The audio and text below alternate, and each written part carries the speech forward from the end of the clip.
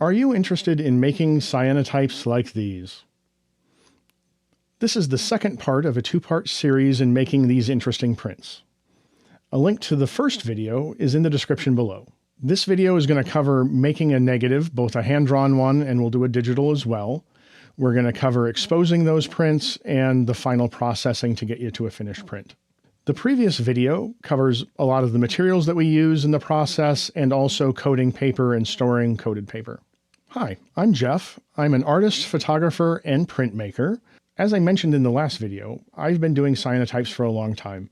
I've been lucky to exhibit them both in solo and group shows, and they're a lot of fun. And they're pretty easy to make as photographic and printmaking processes go. We're going to run through this process twice, once for a hand-drawn negative and once for a digital negative. First, we're going to run through printing from hand-drawn art. All right, we're down in my studio. I'll show you a couple of things here.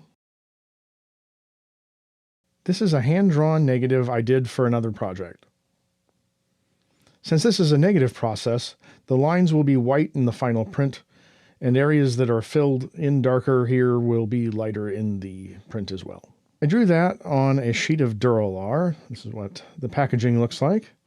It's a clear acetate alternative that accepts acrylic ink really well. I use these acrylic pens made by a company called Molito.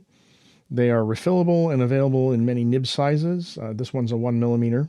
Other acrylic pens should work as well. This is a photography timer used in dark rooms. It's not strictly necessary. You could just use a timer on your phone or a kitchen timer or something like that to do the timing. I've got one of these, so I use it. This is nice because I can plug in my exposure unit to the timer and just let it run. But you could just come and switch the light on and off. This is my exposure unit, and it's just a party black light hanging from a boom arm off of a light stand. I ordered mine online. It's inexpensive and it works really well. This one's a 50-watt unit. I set it about 18 inches off of the surface of my desk. If the sun is out, you could use that to expose your print as well. Generally, that's quite a bit faster than using my black light. From 18 inches, my exposure unit will expose this print in about 43 minutes. This is a sheet of the paper that we coated in the last video. It's got the cyanotype chemistry already on it. And this is a clip frame that I also introduced in the last video. I had 2 backing boards and only needed 1. So we get the backing board centered under the light. Next, we put down the sheet of paper with the chemistry up.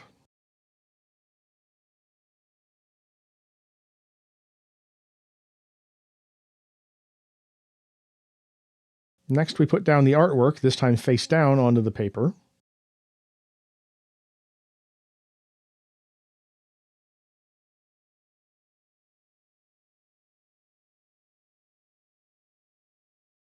Then put the glass on top to press the two together. If you were going to take this outside, you'd want to add the clips that came with the frame or some kind of clamps to hold everything together. I need to get a piece of lint off of the glass here. All that's left to do now is to set the timer and start the exposure. Before you start the exposure, make sure there's no coated paper out. You want all of that, all of the rest of the paper you coated back into your dark storage. I shut off the room lights, and I'm going to speed up this next little bit of footage so you don't have to sit for 45 minutes watching a clock go round and round. And we'll be back in a few moments.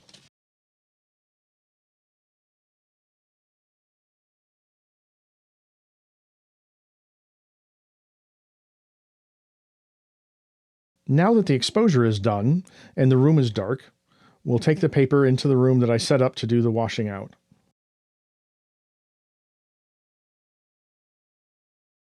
It's fairly dark in this room since the paper is still photosensitive. I'm using a cheap darkroom washout tray to do this print.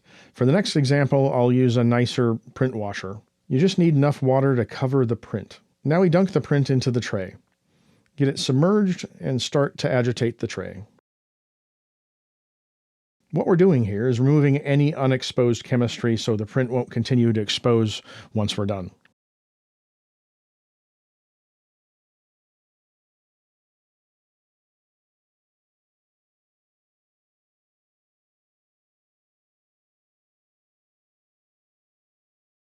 We'll exchange the water in the tray a few times. I hold the edge of the print and tilt the tray.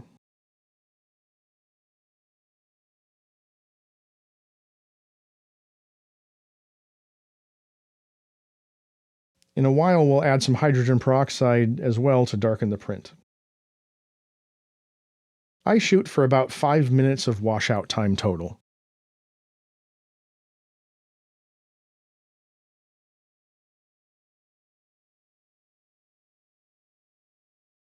Continue to rhythmically lift one side of the tray a little bit to move the water around.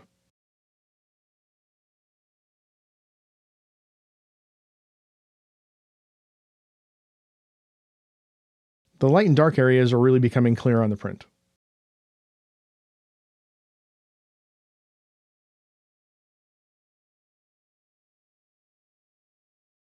We need to change the water a few times. We'll repeat this and continue to move water over the print.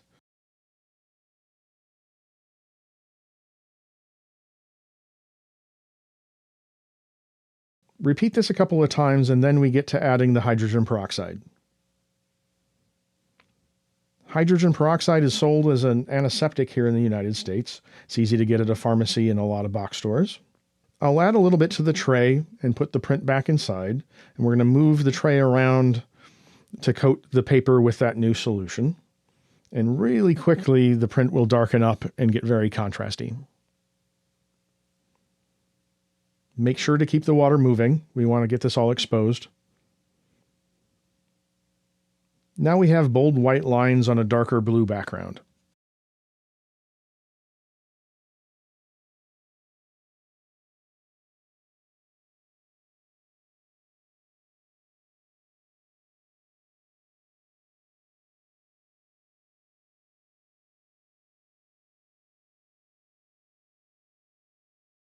Now we'll tilt the tray as before and pour out that solution.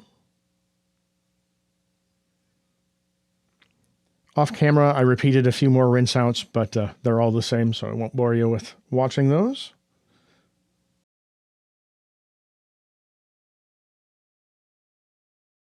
Now I'll grab a corner and lift this out.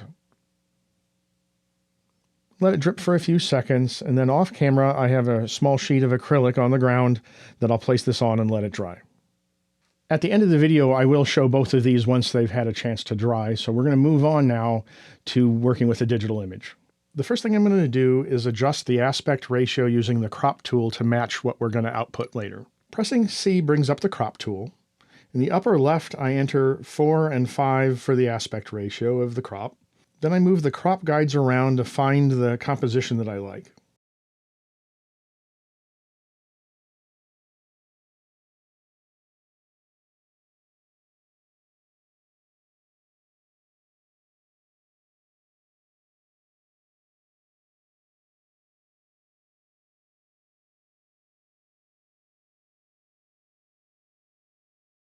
That looks good. Then click the checkbox near the middle of the toolbar at the top. I want to remove this other flower in the bottom left. So I'm going to use the spot healing brush, which is shortcut J on the keyboard, to highlight this area and replace it.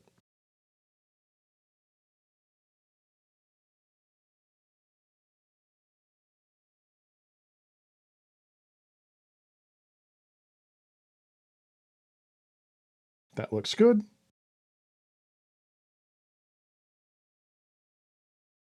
Then go to the adjustment panel on the right side and click black and white.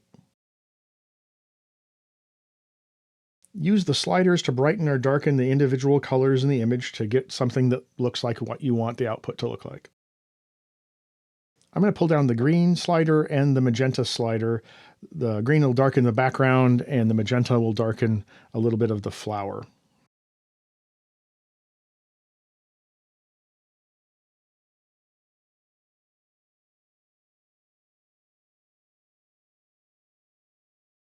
Now go to the top, and on the left side, there's a menu called Image, then Image Size, and here I'll enter 8 for the width to print an 8 by 10.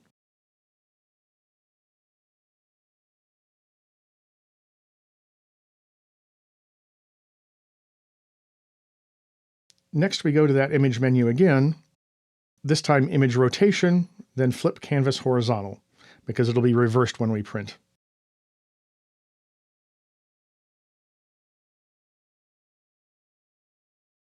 Now we merge the visible layers using the menu icon in the bottom right, then select Merge Visible. Finally, in the upper left menu again, we're going to click on Image, Adjustments, then Invert. You could also use Command-I from the keyboard to do this. I usually save here, and then I'll print it to a photo printer on clear film used for screen printing negatives. Every printer and print software is a little bit different, so I'm not going to walk you through that. Hopefully you're familiar with it. Make sure you print in high quality and on something compatible with the media you're outputting to. All right, I moved the camera over by my printer. This is an old photo printer that uses pigmented inks. A lot of printers use dye-based inks, which don't block UV light as well. You can also use a laser printer or a toner-based copier to make negatives, though the image quality usually isn't quite as good. If you use a laser printer, I usually print 2 copies and tape them together to get a darker negative. Regardless of what type of printer you use, make sure the clear film is designed for that kind of printer. The media I use is only compatible with ink-based printers. You can't see it in this shot, but the package is marked to let you know which side is the front side. On these, if you print on the wrong side, it won't stick to the page and it can make a mess in your printer. My printer is really slow, but this is the negative that we're going to print.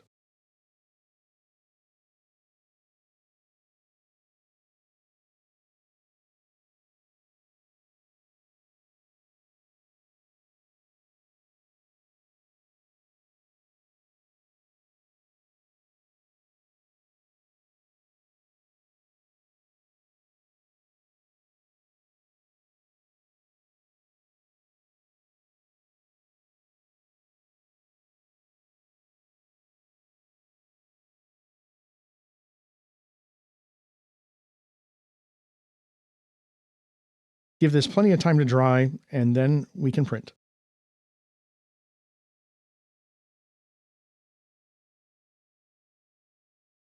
The process for exposing this time is exactly the same as before. We're going to center the coated paper on the backing board underneath the blacklight. We'll take the negative we just printed and place it face down on top of the paper.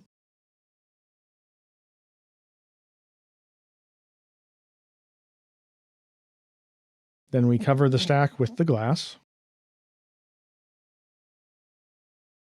We turn on the blacklight like we did before. And this is going to run for about 43 minutes.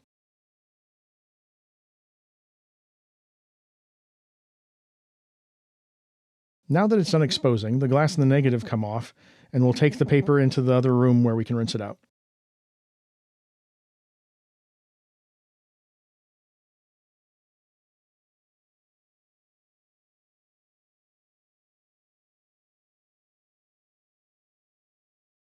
All right, like before, the room is dark so we don't ruin the print. This time I'm using a print washer setup. It connects directly to the faucet, and water flows slowly over the prints, so we don't have to agitate the tank the entire time.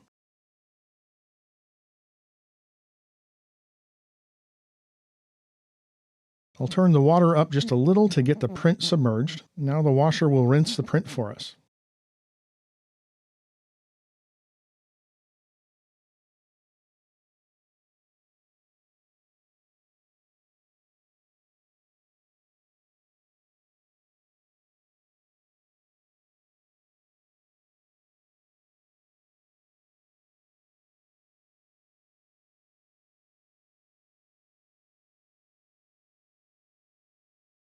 Every once in a while, I'll turn the print just to make sure it's getting rinsed evenly.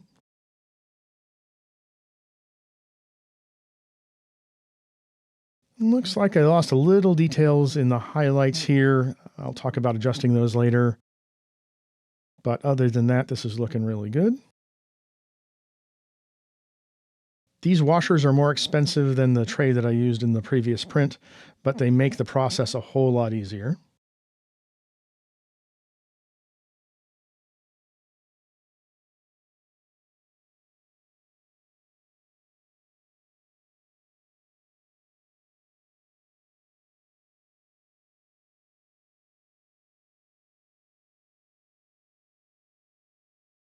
Here's the hydrogen peroxide we're going to use again.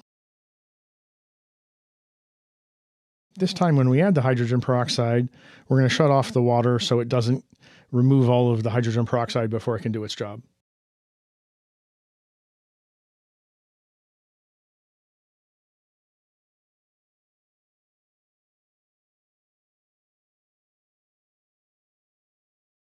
I'm making sure the entire surface gets treated with the new solution.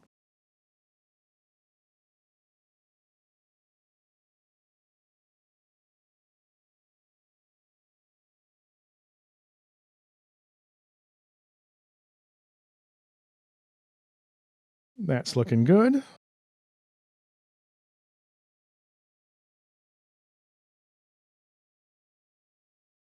I cut out a few minutes there of the water running and washing the print.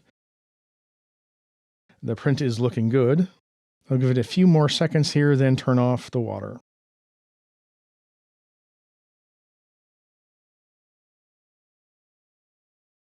Like before, I'll place this on a sheet of acrylic and let it dry. Once this is dry, I'll show you what both of these prints look like. All right, here are those two images now that they've dried. Looks like the hand-drawn image came out really well. As I mentioned when we ran through it, I drew that before and I've exposed it before, so I knew it was going to work pretty well. The photographic image looks a little overexposed, so I'm going to have to play with that a little bit, either change my exposure time or change a little bit in the negative to darken up my highlights a little. Those are a little lighter than I prefer. We kind of lost some detail there. But this is a process that isn't exacting the way I do it here. You can work with doing adjustment curves that'll help get a lot of that detail and make it even more predictable. That's a little outside of the scope of this video. There's whole books on it. If you're interested in that, please leave me a comment and I will consider making a video on curve adjustments for this kind of printing in the future. And if you have any other questions or comments, please leave them in the comment section below. If you enjoyed this video, please like and subscribe to my channel. I do videos on photography, videography, art processes, and some inspiration for creatives and artists alike. Some of the inspiration even is great if you're not an artist or creative, but that's my main focus. And we will see you next time. Thanks.